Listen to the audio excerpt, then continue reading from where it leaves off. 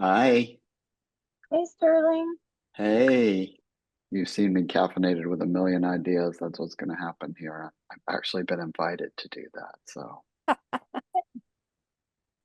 I just want to welcome everyone to the next installment of the Young Artist Speaker Series. We try to do this every fall and spring semester to bring in independent artists for them to share with us their journey. And today we're going to be exploring how to get paid for your passion by building audiences and responding to the leads and connecting with our peers, which is right now so important. With us today, we have the very talented Sterling Cruz-Herr. They are building a business, P4 Timbers, with products for the queer trans community and our allies. What they lack in woodworking experience, they are trying to offset with communication skills garnered over the decades. And that is exactly what Sterling is going to share with us today. So, with that, I'm going to hand it over to Sterling. awesome. Thank you so much, Katie. Nava, thank you so much for having me. My name is Sterling, and my pronouns are they and them, and I'm super happy to be with you. We've got a couple of folks. If y'all wouldn't mind, just before we get started, just introduce yourself, say where you're located, and what your primary artistic medium is. Torin, will you start? Sure. I'm Torin Black. I'm based in Southern Appalachia, in Asheville, North Carolina, and I'm a wood artist. Primarily make furniture and other small homewares. Thank you. And please, I don't know your first name. Me? Yes. Javier. Oh, I'm from Javier. Hi. Nice to meet you. I'm from Chile. I've been here for 2 years in Philadelphia, and I'm working in woodworking. Awesome. All right. Well, welcome. Thank you. Well, we are going to jump right in, and it seems like it would be really reasonable to, well, first off, the focus we're going to focus on today, as Katie said, was how can you harness your gifts to get paid?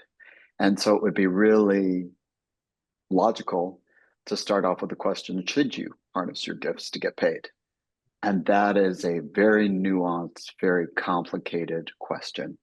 And there are so many aspects to it in terms of capitalism bleeding us dry, in terms of taking time away from your primary focus as an artist, the question of whether this should be something that's just left to appreciate on your own, or if it is something that you have to adapt to a larger audience. Thinking about that larger audience, do you make art to communicate with other people? Do you care how many people you communicate with? There's so many aspects to that question, and frankly, it's above my pay grade. And I feel like it gets a lot of attention in our conversations at cocktail parties and amongst our friends, this gnawing sense that we're maybe selling out to make money. Totally have struggled with that myself. I think having spent a career in the nonprofit sector, I am tired of working on computers, and yet here I am with you working on computers. And a lot of the things we're going to talk about are going to harness the skills that I've developed over my career. And so we're not going to focus on that question, should you? We are just going to assume that if you're on this call, for whatever reason, you've decided that you need to harness your gifts to pay the bills. And what we're going to talk about today is not likely to be your artistic core ability. It's not, Torin and Javier, primarily, you're talking about woodworking. We're not going to talk about woodworking. I'm a shit woodworker. You may be brilliant at it, but this isn't really about that core ability. I think it is about what gifts we can bring to level the playing field. And I happen to be in an environment in upstate Hudson Valley with world-class woodworkers, and many of them have told me that they dissuade anyone they can find from going into woodworking for a living. Andrew Hunter is one of the leading kind of Japanese hand-playing guys, furniture maker for decades, and he's trying to raise a family with what he can make. And he is talented, and he has history, and he has, he can command a premium, not a premium like some of these people on panels that are charging $18,000 to do a Subaru deal and make them a dining table. Maybe not that kind of thing, but he'll just say you can't do it. So the question that I've been exploring is how can I, as someone who's relatively new to the craft, in a market with people much more experienced, much more talented, how can I think about how to make some money? And so obviously this isn't a how-to pitch for how to do it because I don't know. I'm just putting out the questions that I have, and I will say I'm doing that for two reasons. One is at 63, I have made money, and so I have bullshitted a lot. I've never made money in a traditional way. I've made things up and I've made money, and no one can ever explain what I do. And I usually do it until I could make decent money, and then I get bored and I go on to something else. And so I've made money, so I kind of know how to sniff it out a little bit, how to just follow it like a heat-seeking missile. And we're not talking about a lot of money, believe me. If we were, then what I'm going to tell you about what I need to make wouldn't be an issue. But I have made money before. I'm also, the other reason is I'm always eager for any feedback I can get. And the people at the museum in Philadelphia have been so generous with that. And this is part of an ongoing relationship building to continually attract networking opportunities, advice, openings. So the first thing, and this may be, we've got a small group, so this may be a little personal, and if it is, you can totally pass, but I'm going to say how much I need to make. And then I'm going to invite the folks who are on this call to share if you need to make some money and how much money you need to make, just so we know what we're talking about. Because I feel like one of the enemies of me making money, and I've been at this for about 2 years trying to figure out how I can make money, is that there's this vagueness. Vagueness is the enemy of getting me where I need to go. All right. So I'll tell you what I need to do. I talked to my financial advisor in May. I used to make money. I used to have a diversity and inclusion company. As you know, that no longer exists. So I don't make money that way. My wife makes money as a therapist, but we're not making our expenses meet our income. My financial advisor said two things. She said, one, it's irresponsible in this market to start a new business. And number two, maybe your bullshit won't work this time. Maybe you've run out of luck. And then she said, and I love her very much, and I love her directness. And then she said, you can't have an unlimited time horizon for this. Let's come up with a time horizon for just some kind of whatever the goal is. And so what I came up with is by the end of the year, I need to show some momentum. I think momentum would probably be 100 sales of products I'm talking about, but I need to make between $20,000 and $40,000 a year to augment the Social Security I've started taking. I just heard some research recently on a podcast, and I couldn't find the source, but it said 95% of artists make less than $5,000. So getting over this hump where we actually make some money leaves behind a whole lot of people. And I don't know if that's true, but that resonates with me. There are a lot of us who have ideas about art, but don't know how to make any money. So I just want to ask Torin or Javier, would either of you like to say, like, do you need to make money? And if so, what kind of multitudes are we talking about here? And please pass if that's uncomfortable, because money is always uncomfortable to talk about. Who goes? You want to go? Yeah, whatever. I'm in a kind of we are here in the state because of my wife's company, so she's kind of taking care of the house, and so for me, I take this kind of an opportunity to try to make my hobby back in Chile to try to transform into a business here. So I haven't found a number. My only kind of level is kind of what a teacher can make here. Okay. That was kind of my level. So that is my goal. So I'm trying to go over there, but it's been slow, but it's going. All right. All right. Thank you so much for that. Can totally relate. Maybe, Shannon says, my wife Shannon says, could you maybe sell one more box before you buy another saw? So I sneak saws and purchases like that. You know how that is. Torin, how about you? Um, I appreciate this conversation. I've been recently sort of crunching my numbers and trying to figure out what it is that I need to make. It's really close. Well, I was a professional. I was a therapist, and clinical social worker, and ran my own business. And the leftover money from that business, I was able to buy a shop. Um, and so my numbers are like pretty close to what yours are, Sterling. Like, really, you know, $20,000 would cover everything. Like moving, the cost of living is going up everywhere, but having moved from like a much bigger city to North Carolina has afforded, my budget and cost of living is smaller than it used to be. So all that to say is, yeah, I mean, $20,000 would be the minimum, and then, up from there would be great. And how to do that at this point is a a mystery to me. Good, good, good. All right, all right. Well, we are right on track for what I want to talk about now. So, I want to talk about some buckets of considerations, and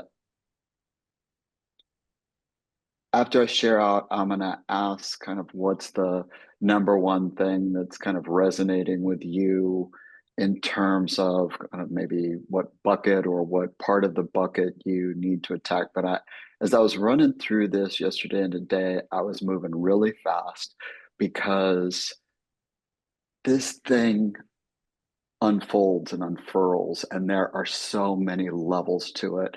And just when I think I'm ready to launch and be there, then there's a whole no, you need to learn, this program of light burn for the laser engraver. And then, there's always some other thing.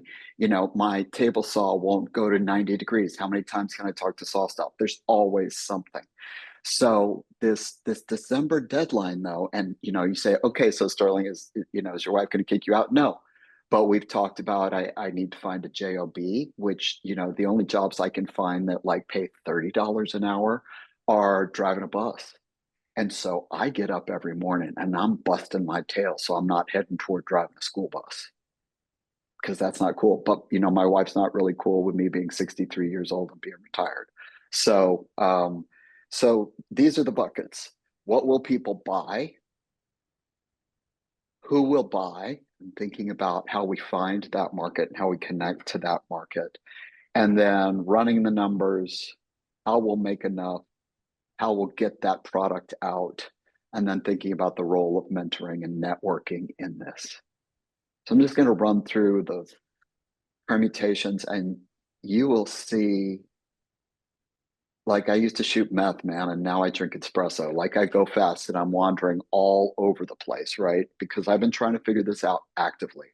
So about 2 years ago, I started thinking, okay, DEI is not doing so well. Trans 101, even then, wasn't such a big kind of market. And I also was really tired of it after decades in the nonprofit sector. I was just really tired of it. And Javier, like you, I wanted to make my hobby into something I could spend more time doing. And so I started thinking about, okay, let me see, I think I could make boxes, right? So every schmo in his basement is making boxes. Like, there are a billion boxes out there. No schmoes are making money off their boxes, right? So I started thinking, okay, what kind of box could I build that people would pay a reasonable amount of money for? And I came up with the idea of urns. And I started saying this to people, urns, Yes, urns. Because the market, kind of the average price of an urn when I look on Etsy is about $300. Some of them are more. And they almost all suck. They suck so badly. There is nothing fresh about the urn market. It is very traditional. There's nothing modern. There's nothing hip, right? So I started working on that. And, then I have to learn how to mill lumber. I have to build my shop. And I have to start, doing all the woodworking to build an urn. And I'm going to run through what these products look like after I go through the categories. But urns, right? So the thing about urns is we'll talk about there are multiple ways to market urns, both on the internet and in your local community. So I want to be thinking about multiple ways to fail. If I can't make it on Instagram because I get shadow banned for being trans, what's my backup plan, right? So I start off with urns. And so I'm talking to everybody about urns. And I'll talk about how I've been building a social media audience, but it's really hard to talk about urns in social media because no one wants to hear about it. So it's like a downer, right? And I was like, oh, we could get deep about it. What? No. So I was in this bar and I was talking to this woman and I was talking to her about making urns. And she said, have you ever heard of living memorials? And I said, she just said the phrase. And I said, oh my God, what about urns for the living? So I started thinking about urns as a way to navigate major life transitions and how in our society we have so little to offer in terms of navigating major life transitions. And so I started thinking as an executive coach, I could build out this intention setting guide and have monthly sessions to couple with my box some kind of value add from the rest of my life, which is I have an executive coaching certification and I know how to write. And then I could be doing stories on Instagram about this navigation so that what you'd have is compelling content on social media about major milestones. So I do like that idea and I do want to do that idea. But whenever you have an idea that doesn't have a market because it doesn't exist, that can be a sucky idea, right? If you have a foundation, that's great. But, it's like, okay, so what do I call them? So I decided to call them yearns, as in, what are you yearning for? And so could you sell yearns and urns together? It's a little challenging, right? So trying to figure this out. I'm trying to figure out, do I have connections to Brene Brown? Could she use them in corporate settings so that corporate teams could be figuring out how to go through this intention setting process and then have the personification of that product in their office, right? So, trying to figure that out, got like 6 people that said that they, one, was transitioning, one had retired. So I had all these really compelling stories and kind of compelling people that I could then put into my Instagram. So, but then I'm trying to build the boxes and the boxes take forever to build. And oh my God, it's just so hard. So then I think about this idea about building hormone boxes for trans people to keep our needles and vials. And again, the idea here is, okay, it's a niche and a niche, although there are thousands and thousands of people who are using testosterone. It's a $6 billion market because cis men are using testosterone, but it is also Ozempic, it's all these other things. So then I think about, then I can have the stories of people transitioning and how they're using these boxes to honor this ritual.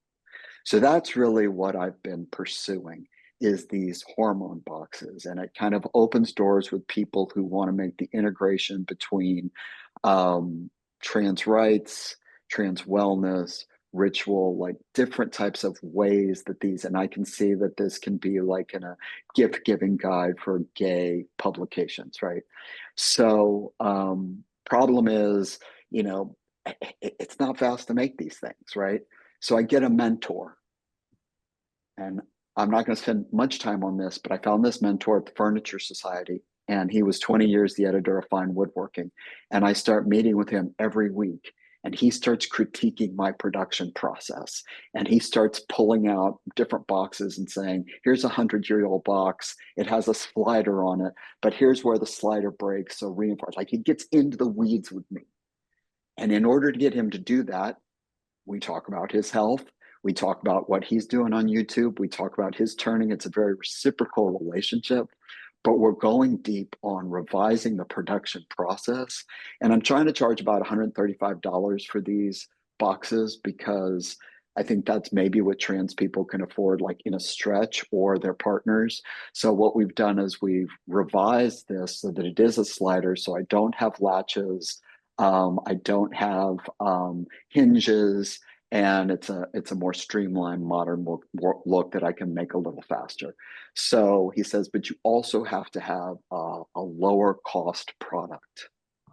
So I start making these coasters, and the integration of the coasters is not just to make a coaster, but it's to integrate my my facility with language to start adding to these coasters logos that queer and trans people might want to buy. So what I want to do is I just want to share real quickly what these things look like. And I think you get the sense that what I'm trying to do is not make anything on its own unless I see there's a market need and I think about how I can somehow build community around that. So just to give you a sense of what these things look like, let's just see here.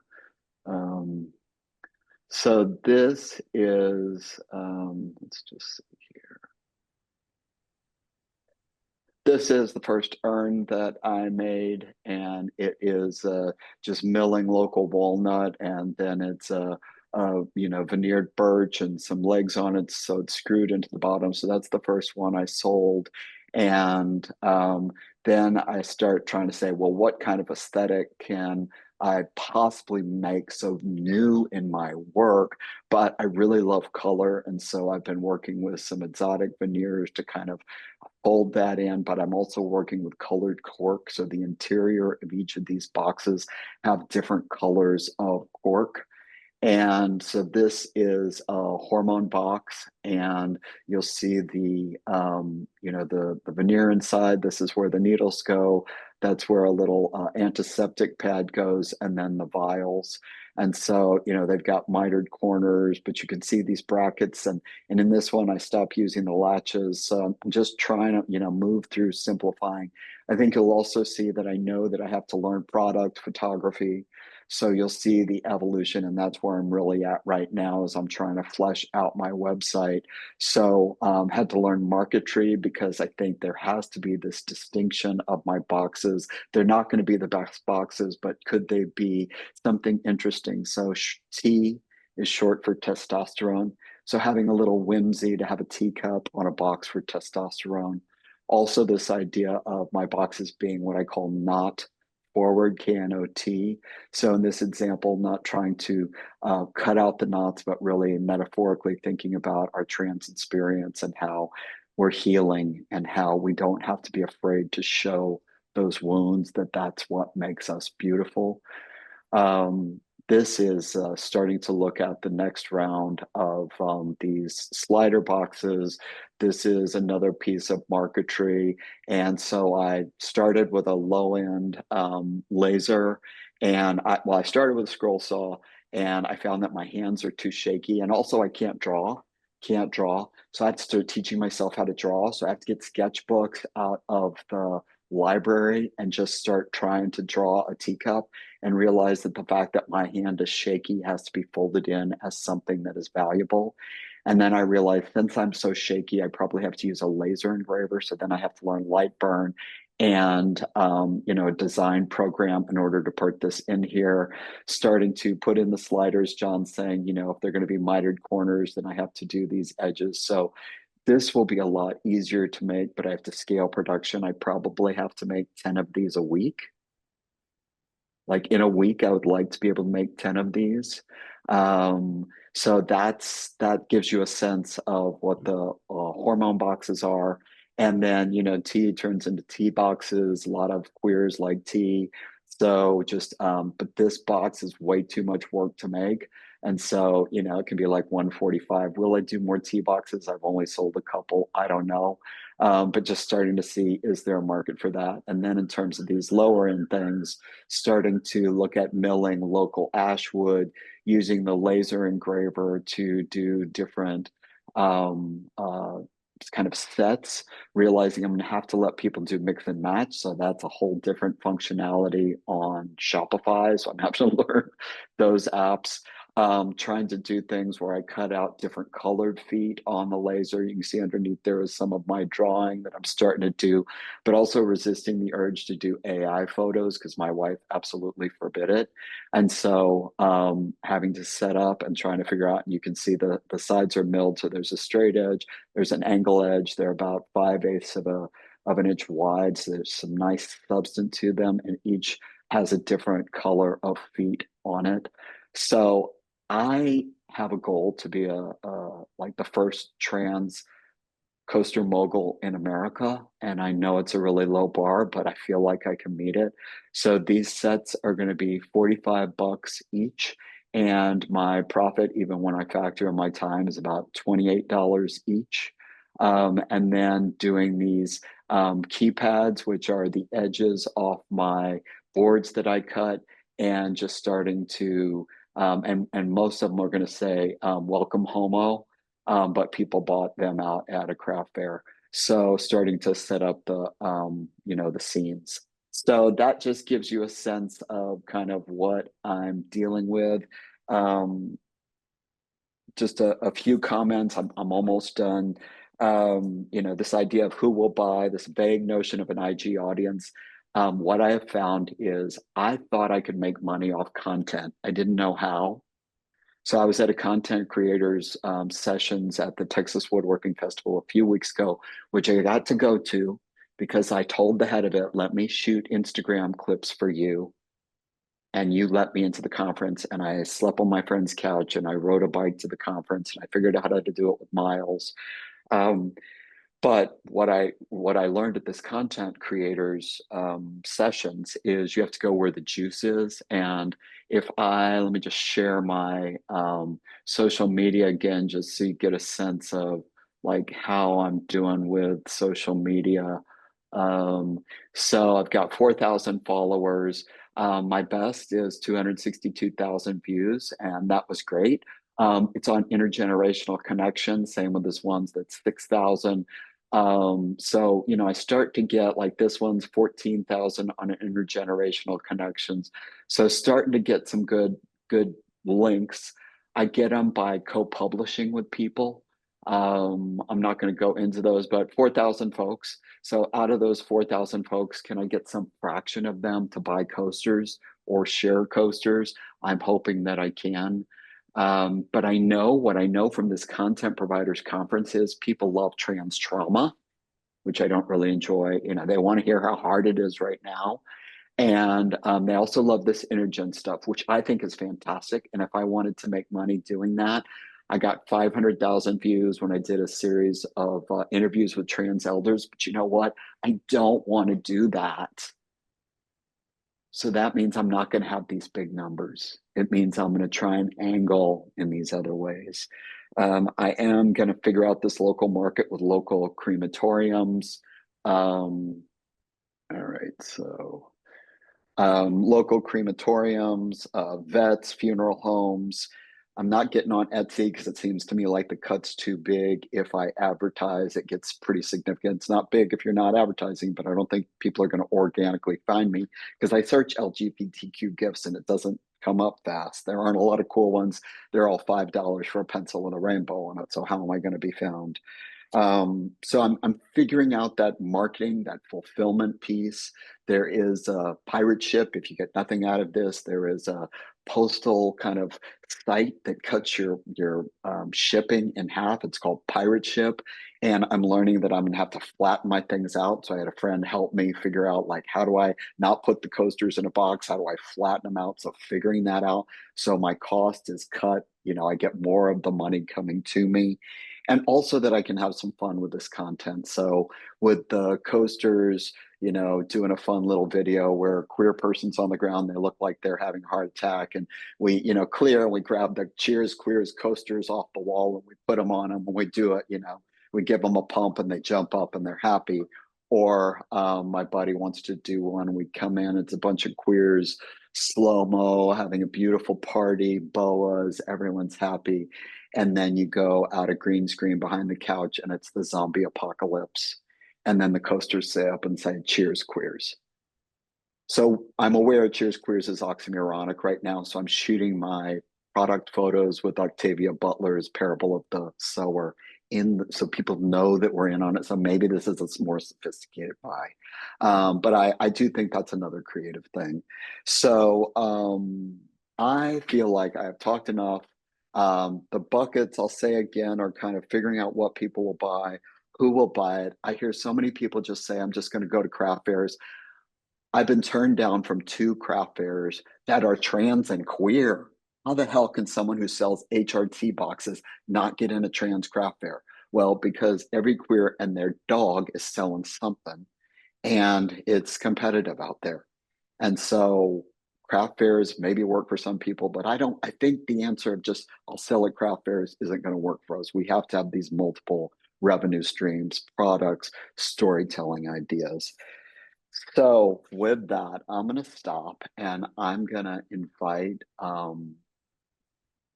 really everybody to just say, like, I feel like Katie and Nava, you've both been kind of seeing people in this marketplace trying to figure out how to navigate this. I want to start with Javier and Torin, and then just invite Nava or Katie, you know, what resonates or what seems like the most compelling or what seems like the opportunity.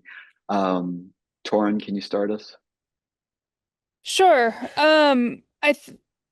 Like I appreciate your presentation and it's really helpful. I haven't figured out what I'm selling. Like I make a lot of different things and so right now I'm just focusing on like home goods, meaning like cutting boards, charcuterie boards, boxes, tea light holders, and then there's like some spin-offs of other things that I want to get to.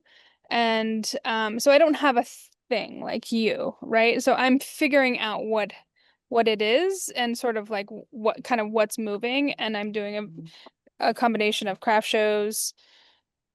I just got into a first store, which is a little bit commission, but it's also a little bit rent. And I imagine I need about 6 more that I need to be sort of seen locally. Um, and then I have to get the cojones to like make, I don't know why I said that word, but I did. Like to get the confidence to make furniture on my own. I made furniture in school and I just, I graduated not too long ago. And so I haven't actually like committed to like buying the lumber needed to make a big piece of furniture and then like not know where it's going to go. Anyway, and then the other piece is like getting the furniture that I do have into galleries that sell studio furniture. So there's a lot to do and it all takes a lot of time.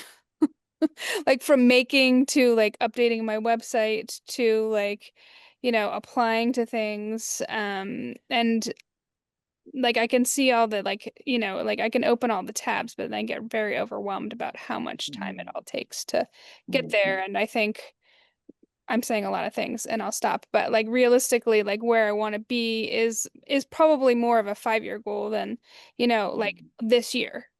In my mind, I want to be at like the pressure to make money is real, right? All right, I'll pause there. Thank you so much. So you added in being in stores, which people talk about. So that's both visibility for your brand, getting some local visibility, and then also aspiring toward what your real vision is, which, I don't really want to make coasters, but I'm trying to say if I could do this 3 days a week, then maybe I could have 2 days a week to learn what I want to learn and do what I want to do. Yeah. So thanks for introducing that. And also like, how do you just keep the motivation to keep up and that 5-year plan and every day humping it, but appreciate that longevity too. Javier, how about you? I forget the question. Sorry. Just what resonates with you, or like out of these buckets, what are you feeling like, you know, you're figuring out how to do the woodworking, but what's the stuff beyond woodworking that you either think you need to be doing or you want to kind of Yeah, put yeah, first? yeah. Yeah, I was, struggling with find what to do at the beginning, so I found one kind of product. So I'm making these wall lamps. So I'm trying to making this, and in parallel waves, I'm doing kind of a sculptural pieces, but I'm trying to focus, in the design because it's more wide audience, I suppose. So the thing is like you work so hard to make like the beautiful product and then you finish and then nothing happened, So then you realize that there's the start the other work, the one you didn't want to do, because it's trying to apply to thing, going to fairs and this design, making reels and all these new things that is an extra job that I didn't think about it, And now I'm trying to stop woodworking for now. I'm just focusing making, videos and promotion. So it's been a journey. Is there anything that you're feeling like any sense of momentum for in this extra woodworking part? Like, is there any part of this that feels like, oh, this maybe is some creative momentum for me? Anything feeling like there's starting to be some percolation there? Yeah, I think it's when you start to see your own works and you try to tell your story. Yes. It's kind of you start to see different things that were there always, but you never thought about to talk about it. And this is Yes. kind of the moment is like, okay, this is a part of my youth or my skill that I need to try to talk about it somehow. And that's kind of the re-sewing my work in that position, which is kind of a new thing. It's been a complex, but it's it's going. It's so complex because I think generationally, a lot of us aren't raised to want to draw attention to our stories, maybe. I mean, some people are, but somebody bought a box for me and I was like, oh, this box is full of so many mistakes, and this person's such a great woodworker. And they said, I'm buying it because of the mistakes. And so I did a video about that, and it's 6,100 views. What people want to hear is authenticity, like that authentic struggle. And that, I think in the social media, I do try and come up with like some message pillars. So my message pillars are intergenerational connections in the queer community, which I will say, when I put like, if I get a video doing anything, I put $5 a day behind it in ads. And that's helped a lot. $5 a day has cost a cup of coffee.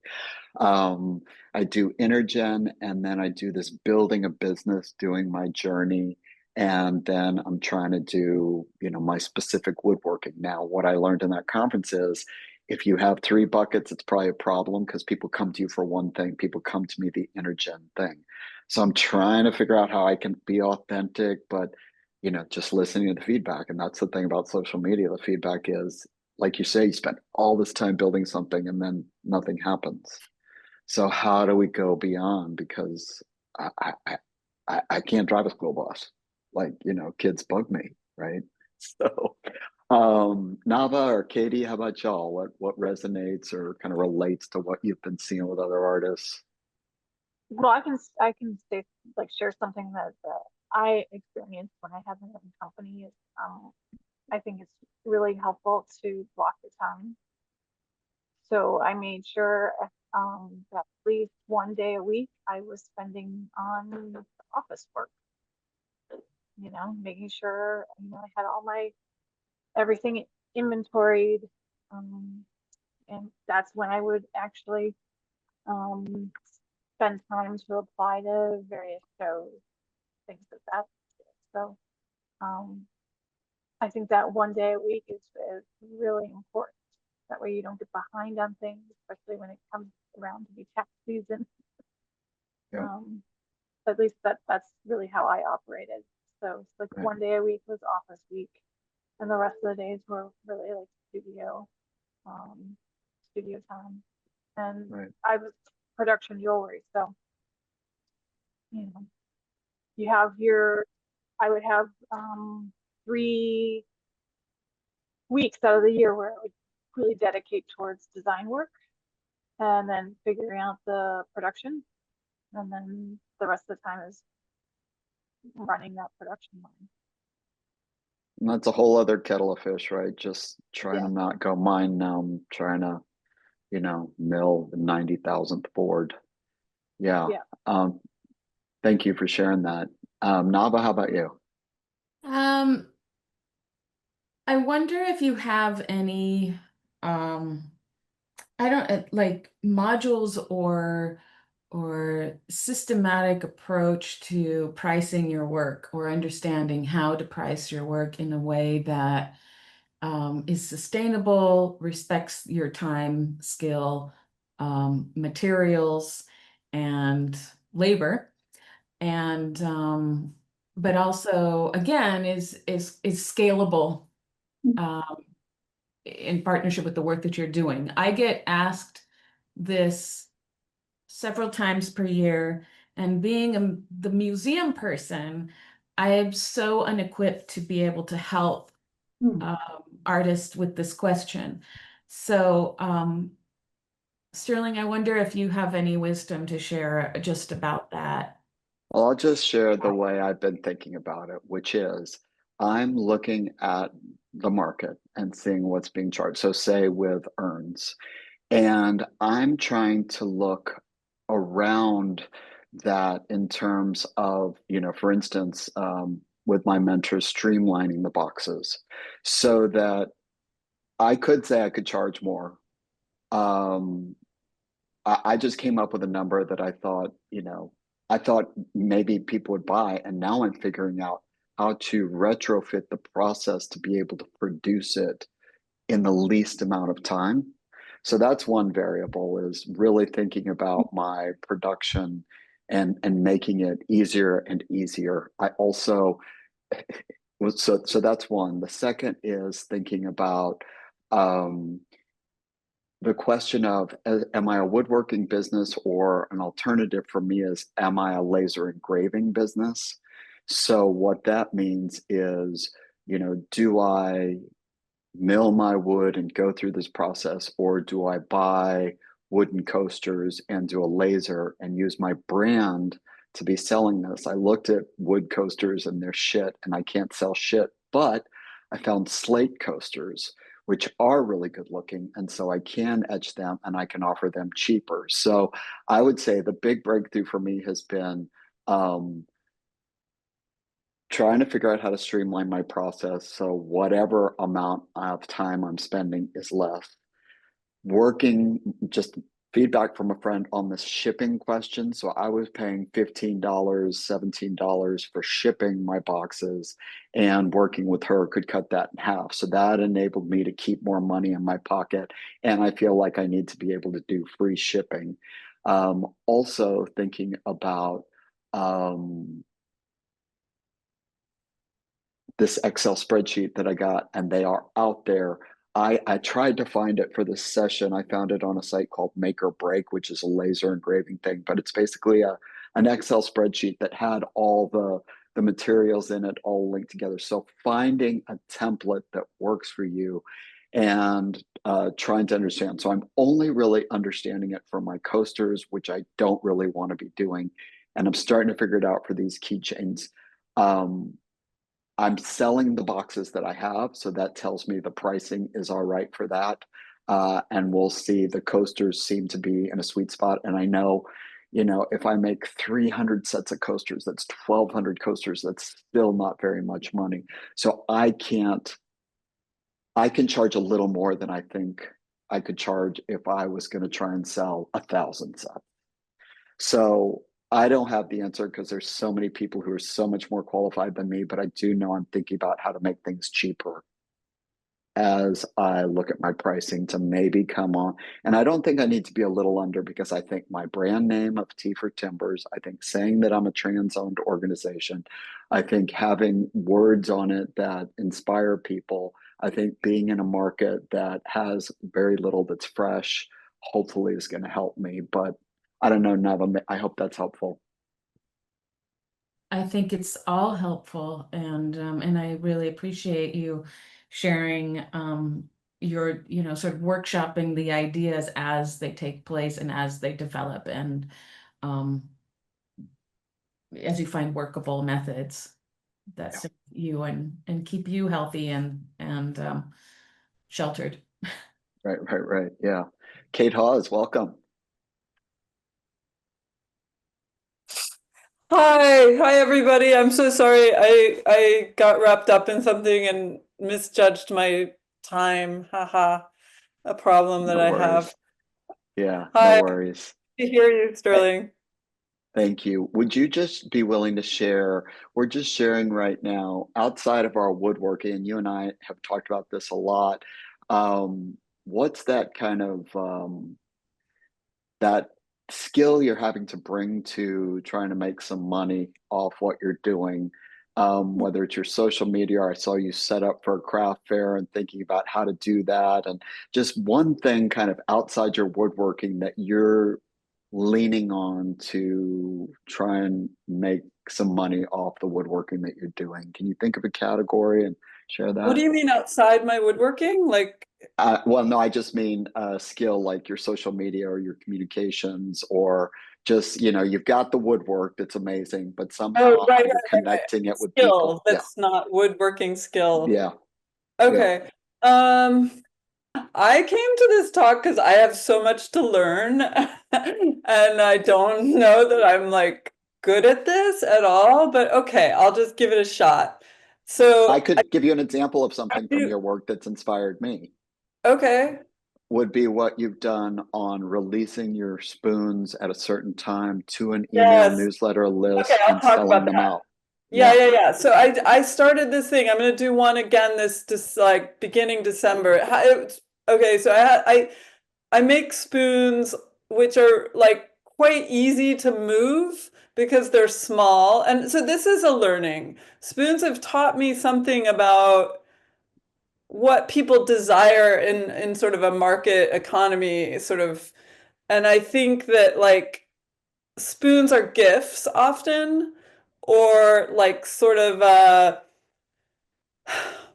well, sometimes people come along and they fall in love with it and they just are like, I just need this little thing. They're small, they're portable, they're transportable, you can put it in an envelope and send it in the mail. They're quite easy. If you go to a craft fair, you can have half a table with like 100 spoons on it.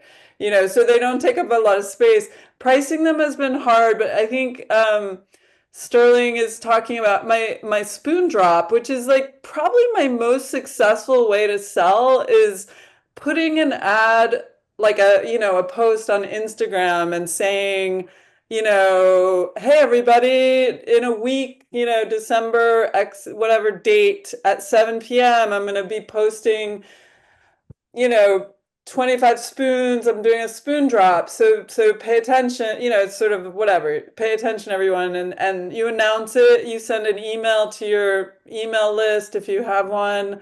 And then it's been successful in that I can sell those spoons in like 2 or 3 hours. And I think I honestly never expected that to happen, but I think it's taught me that like maybe there's a certain like way in which, I mean, I feel like selling is about anticipating desire in your audience. Yeah. And it's like I hate, like I've always sort of resisted trying to have like this kind of headspace of like trying to be like a capitalist or a consumer, I mean a person that's thinking about consumption so much, but it's inevitable if you're making objects, obviously. And so I've learned that like maybe this spoon drop, there's like this kind of deprivation, this like thing that's created when okay, if you're trying to buy something and there's not that many, and that they're going to post at a certain time, there's a feeling of like desire and want and like sort of, I gotta have one. Like, let me set my clock, you know? And it's a weird thing, but I think we all experience. So I think that happens with spoons, and they're, like I said, they're small enough. They're like in the $30 to $75 range that people can be a little impulsive. People who have some extra cash can be a little bit impulsive and say, oh my God, I'm going to do this. I'm going to get one of Kate's spoons. So yeah, that's interesting. That's something I've learned.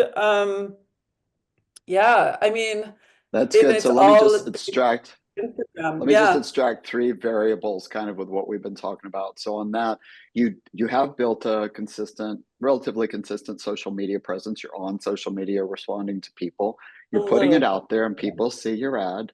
You also have built an email list from your networking. So you've taken the time to do that.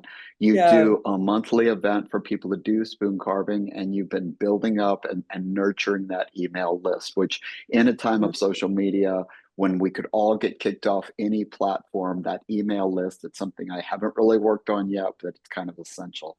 So thank you for that. I think that's all Yeah. the variables we're talking about, all that goes into that. Cool. We've got 6 minutes left. Do people have questions or comments or things they want to explore further with what we've talked about so far? I think if there was a part two to Sterling, to your presentation, I don't really know how to use social media in a way that that I feel like is effective. So I would be curious to like learn more from you about that. Yeah. Well, I mean, the fact that this was a sold out event says I'll probably be invited back, many times. Just kidding. But I do think, Torin, that, we're all just on social media and we're just having to experiment, and it's super friggin' uncomfortable. And just trying to stick your toe in the water with one thing that you think might be compelling and start putting it out there. And I have done such baloney out there, and I have had such silence, and I just keep kind of doing it. It's been hard to do it lately because of the environment, but the first step is just trying something, just getting out there and just saying, here's a topic I can do. Let me do three reels on it. And so, that's not much in the short time we have, but I do think it's experimenting like with everything else. It's just sticking your toe in the water, and all these things we're having to learn. Oh my God, how many YouTube videos can we watch? And the social media stuff, that expertise is all out there. But ultimately, it's about, as Javier was saying, what is my story? And am I able to experiment with leading with that a little bit? But thanks for that comment. Anybody else? I think that, especially right now, people are looking to learn more about the artists that they're following or the people that they're following on social media. So yeah, I think sharing a little bit about who you are on top of whatever product that you're creating, a little glimpse into your real life helps people get more connected to you and kind of buy into what you're doing. And I'd say on that, two things. One is you're thinking probably interesting thoughts all day. I have interesting thoughts all day, but it doesn't occur to me I should share that thought. And if you can just be, trying to think about just sharing that thought. Also, with Reels, a buddy told me if you get to 1,000, it's not a failure. That's what you're trying to get to, is 1,000 people who view it. And so thinking about what are styles that are interesting to me, what could I try, and knowing that my first few were a couple of hundred, but starting to get my feet under me. I don't want to be doing this. None of us do, but it seems pretty essential.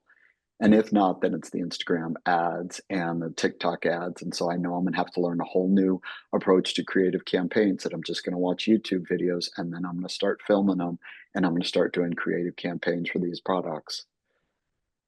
I think we're all learning from each other as well. So it's seeing what you like and how people that you feel are successful on social media and kind of learning from them. And, you know, honestly, I don't think it's a bad thing to sometimes reach out to those people and ask them questions too. Because we're all in this together. Yep. Yep. Main thing is we got to be uncomfortable. Being an artist is being uncomfortable, and this is an uncomfortable part of that discomfort. This is a sucky economy.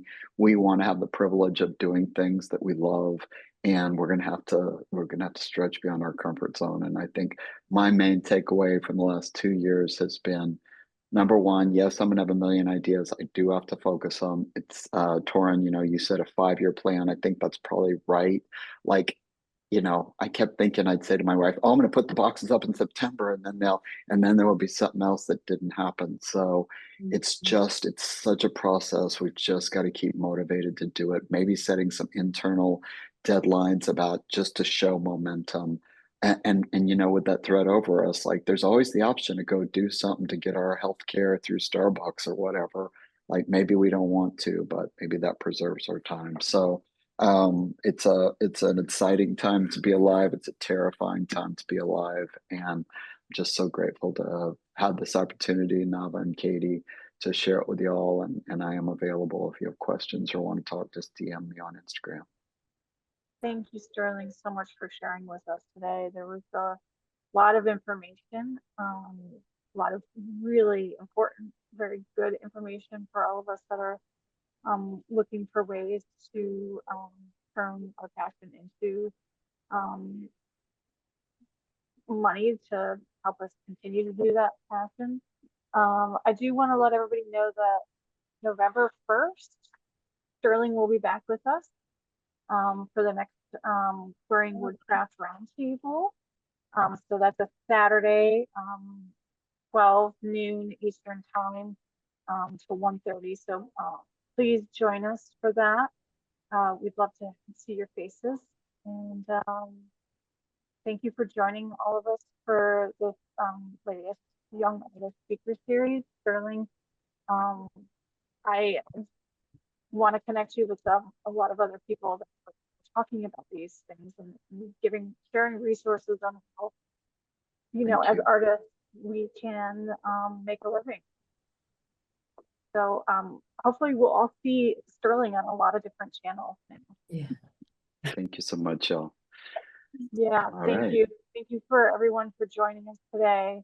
Yeah, Enjoy it's so good to see you all. fall weather, and we will see you soon. All right, take care, So y'all. good to see Thank you. Thanks again. Bye. Thank Thank you. you. Thank you so much. Bye.